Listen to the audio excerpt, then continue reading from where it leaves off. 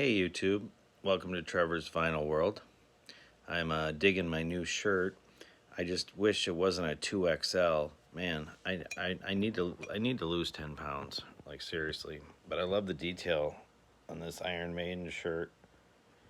But yeah, definitely need to lose 10 pounds as I sit here drinking a beer, listening to records instead of doing sit-ups.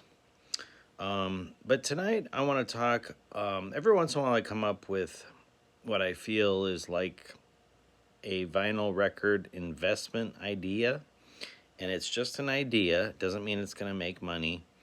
But as someone that would like to someday own a record store, I do from time to time try to, you know, not look at the markets, but look at what I feel is going on with trends. And when it comes to certain artists, I try to take a step back and not look at it from the fans' point of view, but from an investment point of view. And this is just an example of one idea.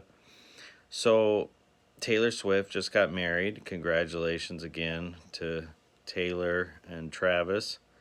Hope everything works out. And obviously Taylor Swift is probably the most popular woman in the world. Probably the most iconic music artist of my lifetime. I was always more a fan of Kurt Cobain, Axl Rose, Eminem. It's usually some guy with issues, but I've always gravitated towards artists like those three. Um, and Taylor is one of those that I respect her, but I'm not up every night listening to Taylor Swift music. However, I do deeply respect her, and I got nothing against her. And I also feel that because I am, um, going through life the same time as her, I wouldn't want to miss out on, like, when I'm older, maybe I should have grabbed some of these records and held on to them. But at the same time, maybe a lot of them are just going to be so mass produced that it's not worth it. But one idea I had come up with is that, now you always hear about Taylor Swift's album being released and it's Taylor's version.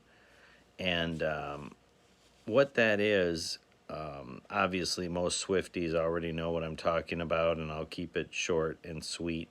But basically, her first 6 music albums that she released, she did not own the rights to her music, which a lot of artists go through that. It's not like she was the only person to be victimized by that, and I don't even know that that is being victimized. I think that is just the way the business kind of was. And obviously the music business has changed a lot over the years.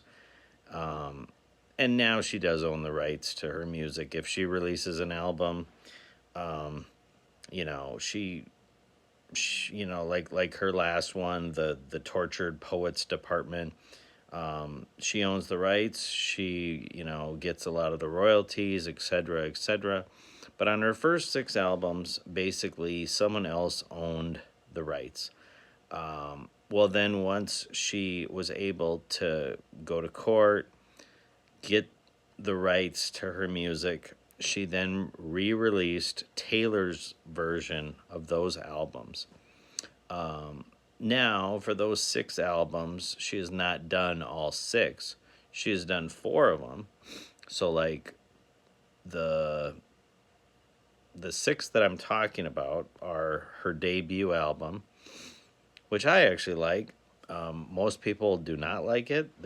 A lot of even Taylor Swift fans will put her debut country album as her worst album. I'm not sure I agree with that. But I'm not a Swiftie. I'm not always hip.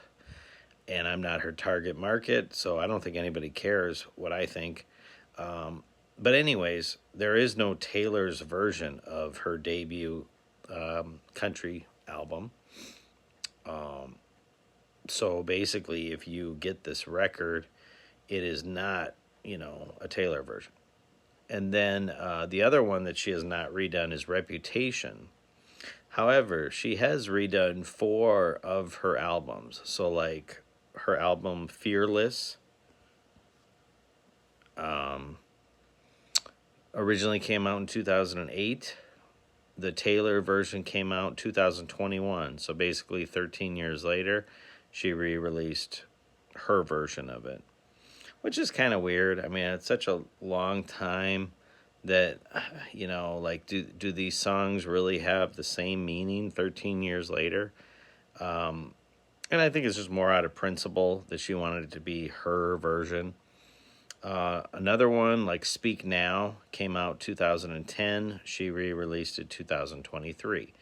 And then Red, 2012, original, and then it came out hers 2021, and then 1989, which a lot of people think is her best album. It originally came out 2014, and she re-released it 2023. So basically, between 2021 and 2023, she has re-released 4 of her iconic albums in Taylor's version. But what I'm thinking is that maybe the ones to own are the non-Taylor versions, because think about it. She's re-releasing the Taylor version. Okay, well, those are going to sell out, or they already have sold out, or you have to buy them on the internet and they're eventually sold out. And let's say they press 1,000 or 2,000 copies, because they don't really press a lot of records, even for Taylor Swift. So those sell out. And then a couple years go by, and let's say people still are into Taylor Swift, which they will be. Well, maybe they press another 2,000 albums of Red, for instance, or 1989. And then all these Swiftie fans are buying them up. Well, the non-Taylor version is now going to be a hidden gem that is hard to find. And usually when it comes to collecting, the more limited edition it is, think about your sneakers that are, Young Jeezy limited edition sandals that they only made 3 pair, or like Slim Shady Air Jordans that they only made 9 pair, and now they're worth thousands of dollars. And I'm not saying that that's for sure what's going to happen here, but I'm thinking that as a collector, not as a Taylor Swift fan, but as a vinyl record collector, I could see where the value is in buying the non-Taylor versions of her first 6 albums. And I guess the only pushback I could see there would be that, someone might say, well, they're not, maybe what if they're not her best albums?